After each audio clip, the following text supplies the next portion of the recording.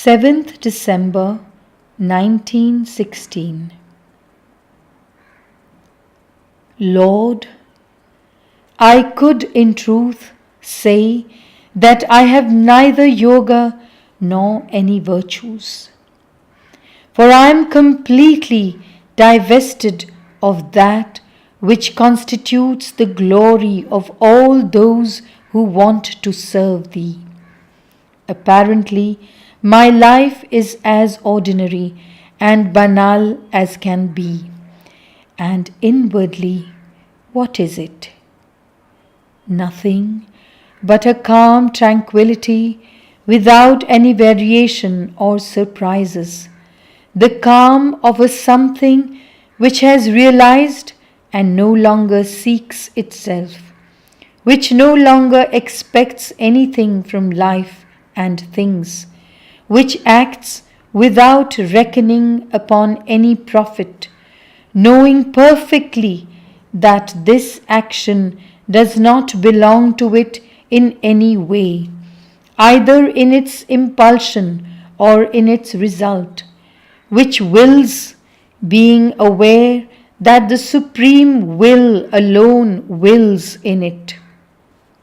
A calm, all made of an incontestable certitude, an objectless knowledge, a causeless joy, a self-existent state of consciousness which no longer belongs to time. It is an immobility moving in the domain of external life, yet without belonging to it or seeking to escape from it.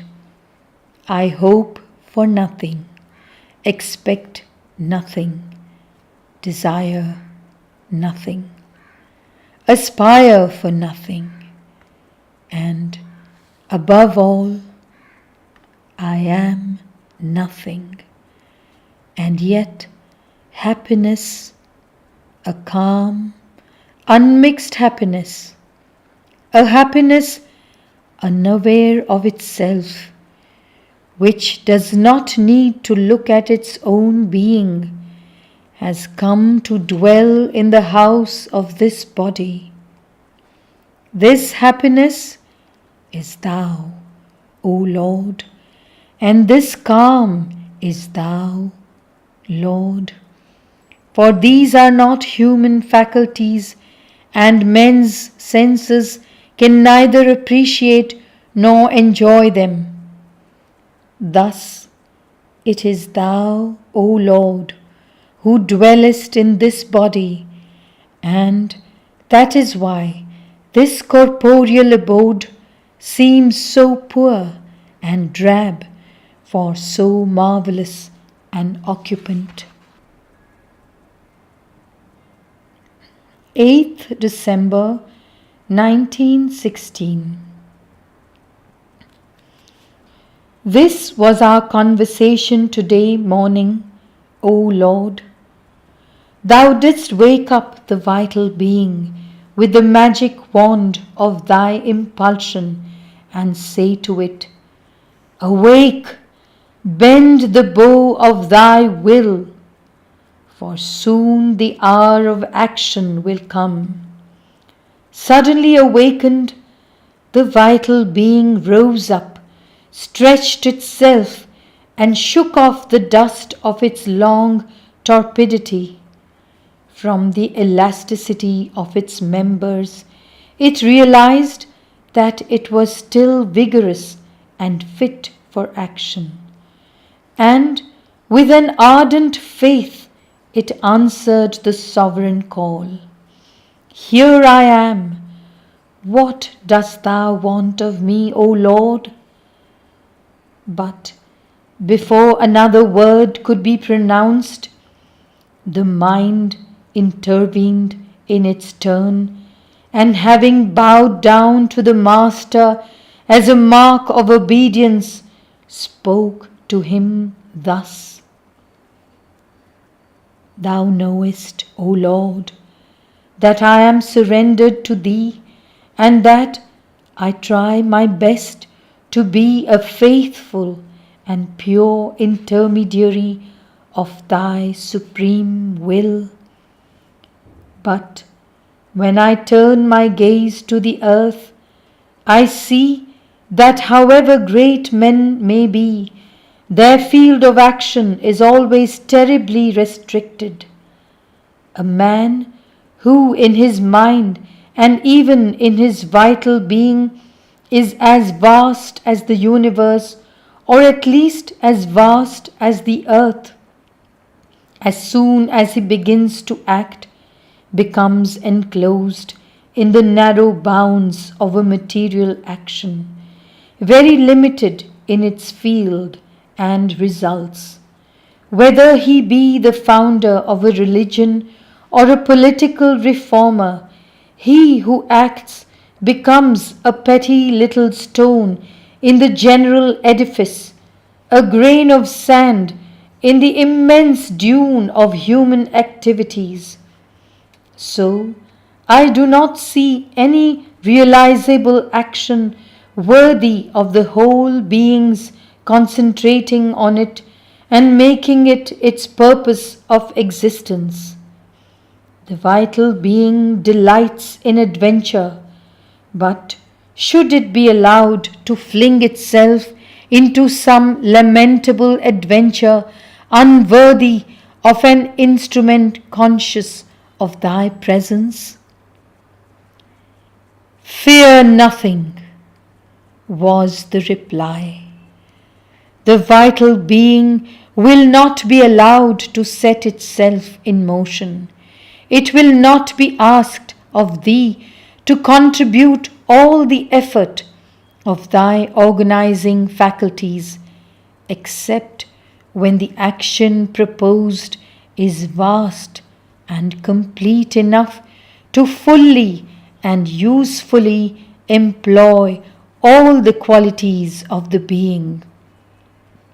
What exactly this action will be, thou wilt know when it comes to thee.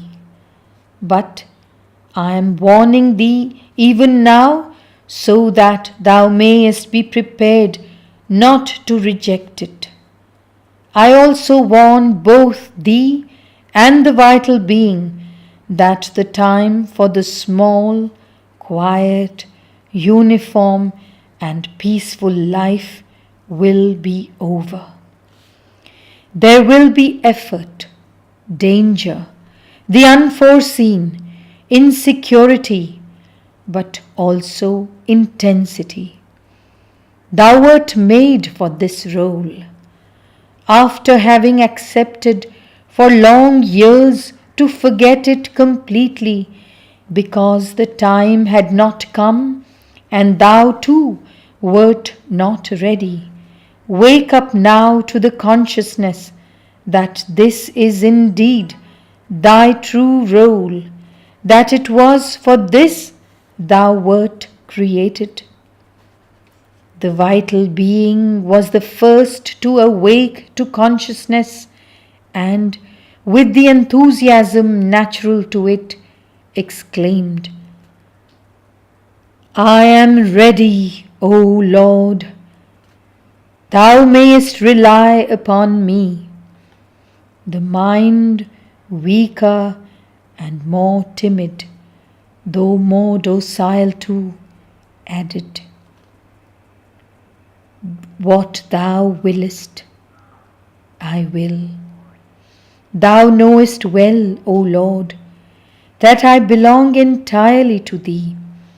But shall I be able to prove equal to the task? Shall I have the power of organizing what the vital being has the capacity to realize? It is to prepare thee for this that I am working at the moment. This is why thou art undergoing a discipline of plasticity and enrichment. Do not worry about anything. Power comes with the need. Not because thou hast been confined, even as the vital being, to very small activities, at a time when this was useful, to allow things which had to be prepared, the time for preparation. Not because of this, I say, art thou incapable of living outside these smallnesses, in a field of action consonant with thy true stature. I have appointed thee from all eternity to be my exceptional representative upon the earth, not only invisibly in a hidden way, but also openly before the eyes of all men. And what thou wert created to be, thou wilt be. As always, Lord, when the voice of the depths fell silent, thy sublime and all-powerful benediction enveloped me completely. And for a moment, the master and the instrument were but one. The unique, eternal, infinite. 9th December 1916. It is now a long while after having come out of my contemplation that I realize what it was. Once again this evening I entered that state in which the consciousness is scattered in a multitude of different elements, centers of consciousness, both individual and collective, to carry out a certain action there, or rather as many actions as these elements comprise. By flashes, one point or another suddenly appears distinctly, then fades away, giving place to another. Each element of consciousness that acts is clearly conscious of its action. But a consciousness of the whole seems to be both impossible because of the extreme complexity it would entail and useless for the accomplishment of the work itself. 10th December 1916. Certain apparent weaknesses are sometimes more useful to thee for thy work, O Lord, than too evident a perfection.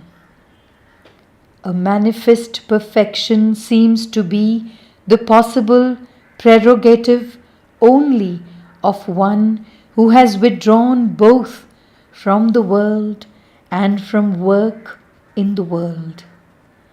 But for him whom thou hast chosen as one of thy workers upon earth, I see clearly that certain weaknesses, imperfections, provided they are only apparent and not real, are in thy eyes more useful and hence more perfect than perfection itself.